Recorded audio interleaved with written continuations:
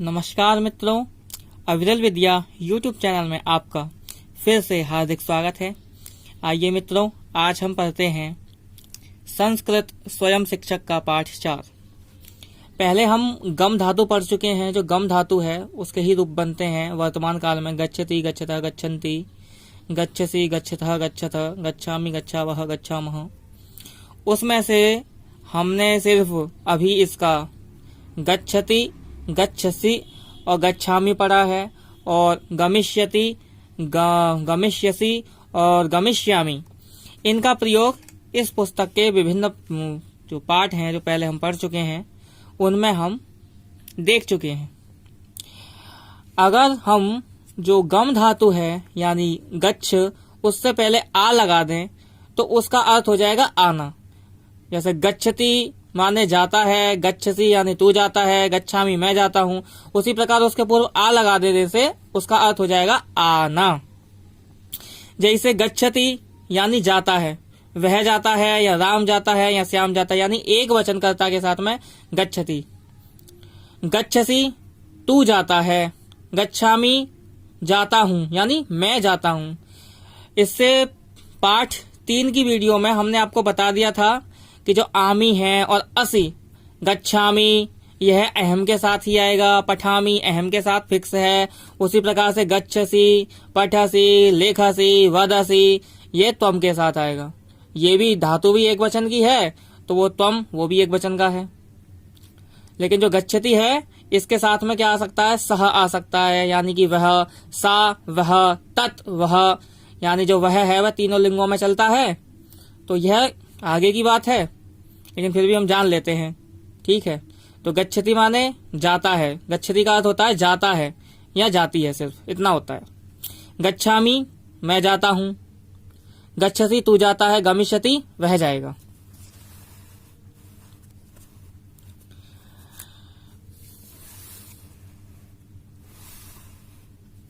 गमिष्यसि तू जाएगा, गमिष्यामि मैं जाऊंगा। आगच्छति आता है, आगच्छसि तू आता है, आगच्छामि आता हूं, आगमिष्यामि मैं आऊंगा, आगमिष्यसि तू आएगा, आगमिष्यति वह आएगा।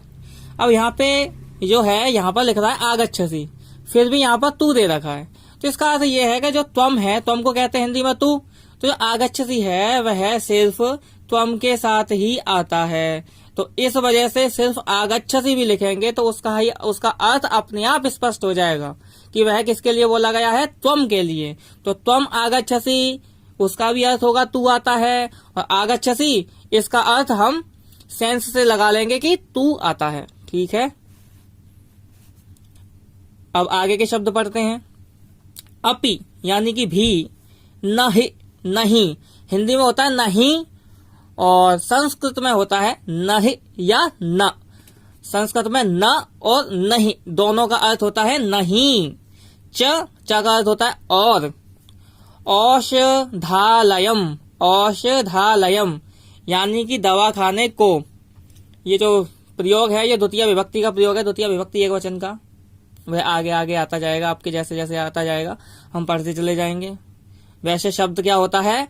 औषधालयः, जैसे कि विद्यालयः, कार्यालयः, यह पुल्लिंग में होता है। वनम, वन को, कूपम, कुएं को, ठीक है। पढ़ते हैं कुछ वाक्यों को। यदा त्वं वनम गमिष्यसि, जब तू वन को जाएगा, तदा अहम अपि आगमिष्यामि, तब मैं भी आऊंगा। यदा तत्र सः गमिष्यति, जब वह वहां जाएगा, तदा तत्र त्वं न आगमिष्यसि किम, तब वहां तू न आएगा क्या? न आएगा क्या या नहीं आएगा क्या? एक ही बात है। अहम प्रातः गमिष्यामि, सायंच आगमिष्यामि, मैं सवेरे जाऊंगा और सायंकाल को आऊंगा। कदा त्वं तत्र गमिष्यसि, तू वहां कब जाएगा? अहम मध्याह्ने तत्र गमिष्यामि, मैं दोपहर को वहां जाऊंगा। यदि त्वं गमिष्यसि, अगर तू जाएगा, सह अपि न आगमिष्यति, वह भी नहीं आएगा, ठीक है। आगे पढ़ते हैं। अब अभी तक जो हमने क्रिया पढ़ी है वह क्या पढ़ी है? गम, गम धातु पड़ी है यानी जाना, और अब उसमें आ लगा दिया शुरू में तो क्या हो गई थी आना। अब पढ़ते खाने के लिए। तो खाने के लिए जो संस्कृत में क्रिया है वो भक्ष है, भक्ष से बनता है भक्षयति, भक्षयसी, भक्षयामी, भक्षयति यानी खाता है। अब उसके पीछे अगर सह लगा होगा तो वह, सा लगा होगा तो वह लड़की, और तत् लगा होगा तो कोई भी नपुंसक लिंग चीज। ऐसे ही अगर हम भक्षयति से पहले लगाते रामः भक्षयति तो क्या हो जाएगा राम खाता है। श्यामः भक्षयति, श्याम खाता है। भक्षयसी, किंतु इसके साथ में केवल तू ही आएगा, ये मैंने पहले भी बताया था, तो आगे अब ऐसा स्पष्ट मैं नहीं करूंगा, ठीक है। भक्षयसी तू खाता है, भक्षयामी मैं खाता हूं। वैसे बोलेंगे क्या पूरा, अहम भक्षयामी मैं खाता हूं।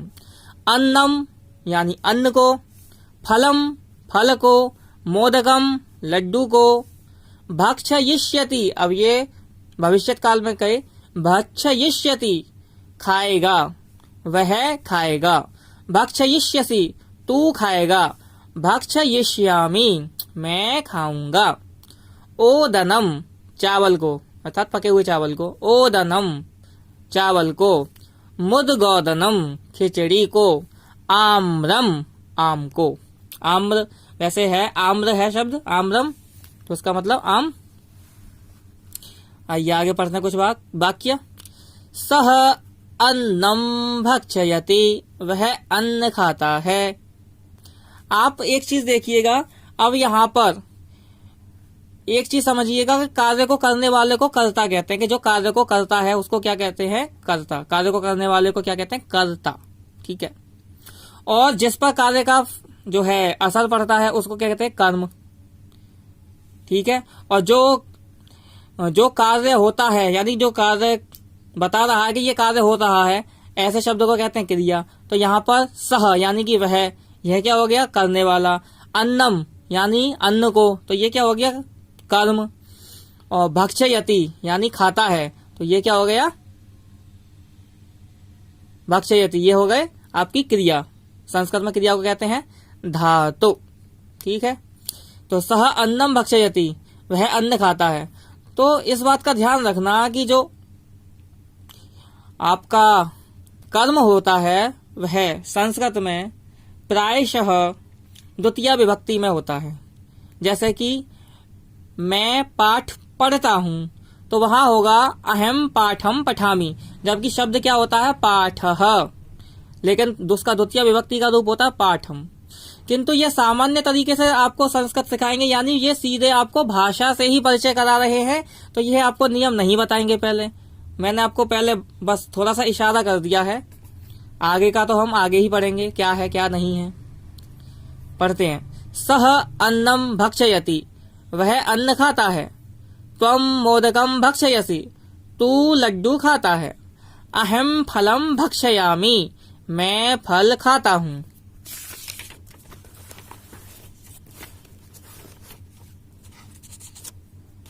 सह ओदनम भक्षयिष्यति, वह चावल खाएगा। त्वम आम्रम भक्षयिष्यसि, तू आम खाएगा।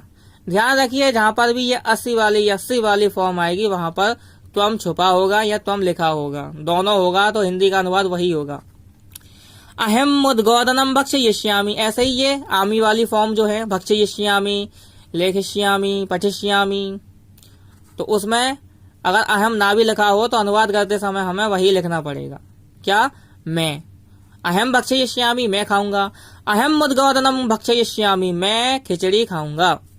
यदि सह वनम प्रातः गमिष्यति, अगर वह वन को प्रातः काल जाएगा या सवेरे जाएगा या प्रातः जाएगा, तरहि आम्रम भक्षयिष्यति, तो आम खाएगा। तरहि का अर्थ क्या होता है तो।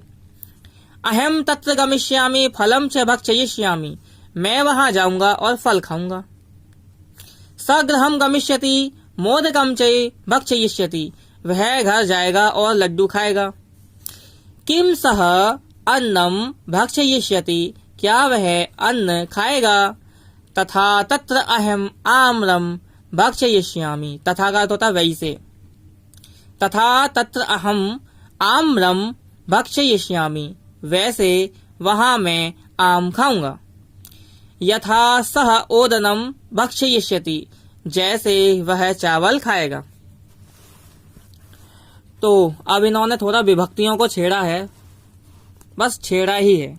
देखिए ये क्या लिखते हैं कि अब कुछ विभक्तियों के रूप देते हैं जिनको स्मरण करने से पाठकों की योग्यता बहुत बढ़ सकती है।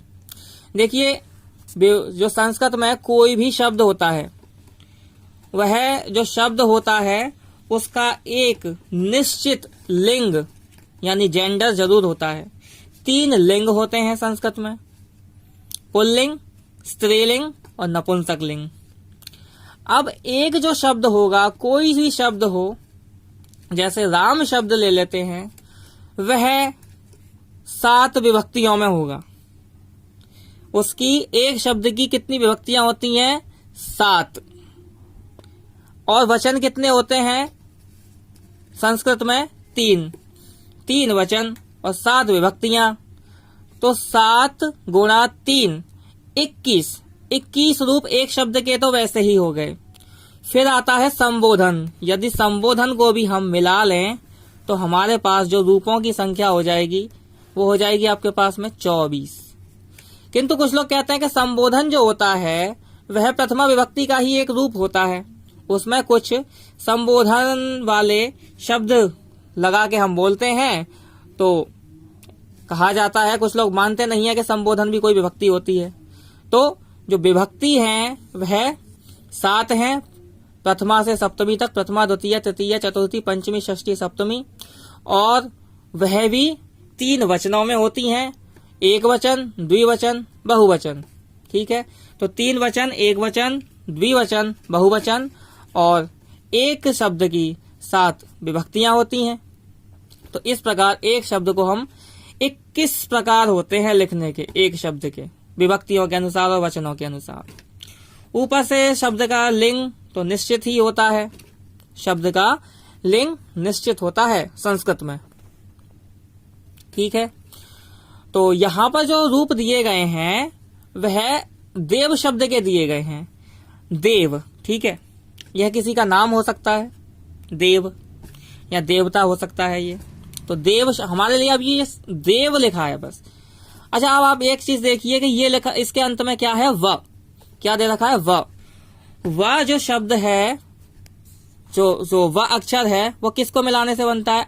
ये व धन अ, तभी तो बनेगा व। ठीक है, तो ये जो शब्द है इसके अंत में क्या आ रही, किसकी ध्वनि आ रही है? किस स्वर की ध्वनि आ रही है? अ। किसकी ध्वनि आ रही है? अ। इसमें अ की ध्वनि आ रही है तो इस शब्द को कहा जाएगा अकारांत। क्या कहा जाएगा? अकारांत, यानी अ जिसके अंत में है, अकारांत शब्द। अब एक और चीज, जो देव शब्द है यह पुल्लिंग का शब्द है। ठीक है, संस्कृत भाषा में हर शब्द का एक लिंग निश्चित है, तो जो देव शब्द है वह है पुल्लिंग का शब्द। तो अब हम इस शब्द का दूसरा नाम क्या कहेंगे कि देव शब्द जो है वह अकारांत पुल्लिंग शब्द है। देव शब्द जो है वह अकारांत पुल्लिंग शब्द है। ठीक है, तो देव शब्द के ही हम रूप देखते हैं एक वचन में। ये जो रूप दे रखे हैं वह एक वचन में दे रखे हैं। जैसे ये हिंदी में होता है कारक, कर्ता कारक, कर्म कारक, और फिर करण कारक, संप्रदान कारक, अपादान कारक, संबंध कारक, अधिकरण कारक और संबोधन। ये कारक होते हैं हिंदी में, उसी प्रकार ये संस्कृत में होते हैं। तो यहाँ पर ये उस अभी उतना नहीं बता रहे हैं, इन्होंने बस एक हिंट दी है कि आप इसको देख लीजिए, किंतु जब हम देख ही रहे हैं तो थोड़ा समझ भी लेते हैं। ठीक है, प्रथमा विभक्ति देवः, द्वितीय विभक्ति देवम, तृतीया देवेन, चतुर्थी देवाय, पंचमी देवात, षष्ठी देवस्य, सप्तमी देवे और संबोधन में हे देव। ये एक वचन के ही रूप दे रखे हैं अभी। ठीक है, एक वचन के सभी विभक्तियों के रूप अकारांत देव शब्द के। इसका अर्थ क्या होता है? देवः। देव का अर्थ क्या होता है? देव या देव ने, जैसे कि देव जाता है तो देवः गच्छति, देव ने किया तो देवः अकरोत्, देवम देव को, देवेन देव के द्वारा, देव ने या देव से, यानी जो है जैसे कि देव के द्वारा कोई कार्य किया जाता है तो हम कहेंगे देवेन। जैसे देवेन गृह कार्यम कृतम, देव ने गृह कार्य किया। ठीक है, वह संस्कृत का वाक्य है।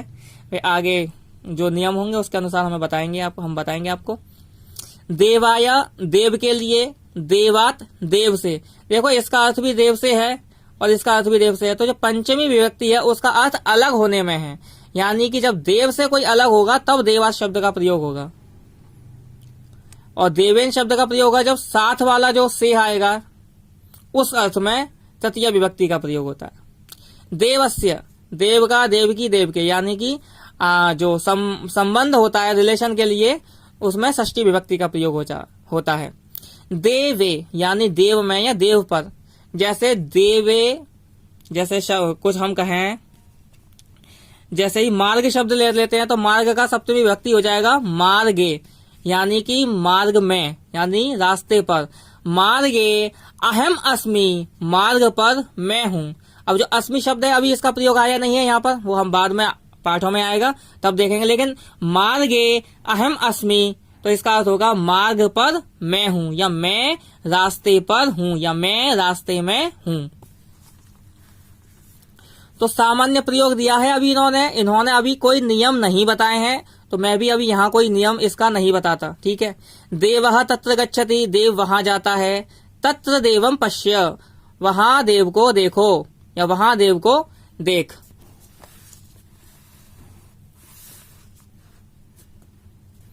अभी इन्होंने कहा भी है कि जहां ये जो अंक लिखे हैं उनका हिंदी अर्थ देखकर समझ लीजिए, क्योंकि अभी इन्होंने नियम नहीं बताए हैं। क्योंकि यह है संस्कृत स्वयं शिक्षक, यानी कि आप धीरे धीरे स्वल्प अभ्यास से, स्वयं अभ्यास से धीरे धीरे संस्कृत सीखेंगे। देवेन अन्नम दत्तम, देव के द्वारा अन्न दिया गया। देवाय फलम देहि, देव के लिए फल दे। देवात ज्ञानम लभते, देव से ज्ञान पाता है। देवस्य गृहम अस्ति, देव का घर है। देवे ज्ञानम अस्ति, कुछ लोग इसको ज्ञानम पढ़ते हैं, तो हिंदी में अधिकतर लोग इसको ज्ञानम ही पढ़ते हैं, तो हम भी ज्ञानम ही पढ़ रहे हैं। वैसे ज्ञानम, ज्ञानम अस्ति, देवे ज्ञानम अस्ति, देव में ज्ञान है। जो ज्ञा शब्द है, जो ज्ञा शब्द है हिंदी का, संस्कृत में ये जो बना है किससे बना है, हिंदी में भी वही है। ये आधा जा, हलन जा, धन या और उसमें आ मिलकर ज्ञा, ये मिला है इस तरीके से। ठीक है, तो इसका उच्चारण तो शुरू में ज ही आना चाहिए, तो जिया होता है, लेकिन हिंदी भाषी प्रदेशों में इसको पढ़ते हैं ज्ञा। गुजरात में चले जाओगे तो ग्निया, महाराष्ट्र में चले जाओगे तो द्निया, द उसमें शुरुआत में द आता है आधा, द्निया। ठीक है, तो आप इसको ज्ञानम भी पढ़ सकते हैं हिंदी के हिसाब से। जो सामने वाला व्यक्ति संस्कृत जानता है वह समझेगा। देवे ज्ञानम अस्ति, देव में ज्ञान है। संबोधन में हे देव, जब हम किसी को संबोधित करते हैं तो थोड़ा रुक जाते हैं कि अरे या रुको, तो ये संबोधन वाली चीजों में ही आता है। हिंदी में भी हम संबोधन करते हैं कि मतलब थोड़ा सा बोलते हैं कि मान्यवर, श्रीमान, तो ये संबोधन ही तो है। तो हे देव, तो ये संबोधन सूचक शब्द चिन्ह लगा दिया। हे देव त्वम तत्र गच्छसि किम, हे देव तू वहां जाता है क्या। ठीक है, आइए कुछ और वाक्य पढ़ते हैं। देवः तत्र न गच्छति, देव वहां नहीं जाता है। तत्र देवम न पश्य, वहां देव को मत देख। देवेन अन्नम न दत्तम, देव के द्वारा अन्न नहीं दिया गया। देवाय फलम न देहि, देव को फल मत दो, या देव के लिए फल मत दो। देवात ज्ञानम न लभते, देव से ज्ञान नहीं पाता है, देव से ज्ञान नहीं पाता है या देव से ज्ञान नहीं प्राप्त करता है। देवस्य गृहम न अस्ति, देवस्य गृहम न अस्ति, देव का घर नहीं है। देवे ज्ञानम न अस्ति, देव में ज्ञान नहीं है।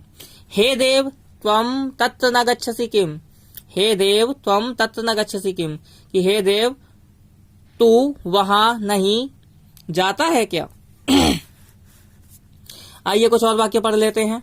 इन्होंने इसकी हिंदी नहीं दी है, परंतु हम पढ़ेंगे और समझेंगे इसकी हिंदी अपने पुराने जो हमने पढ़ा है उसके आधार पर।